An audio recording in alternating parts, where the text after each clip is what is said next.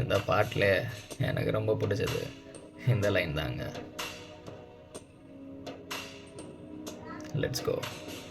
என்னை உன்னிடம் விட்டு செல்கிறேன், ஏதும் இல்லையே என்னிடத்தில். எங்கே போவது, யாரை கேட்பது, எல்லா பாதையும் உன்னிடத்தில். ஏன் இந்த வாழ்வில் வந்தாய், என் இரவையும் பகலையும் மாற்றி போனாய். ஏன் இந்த பிரிவை தந்தாய், என் இதயத்தில் தனிமையை மூற்றி போனாய்.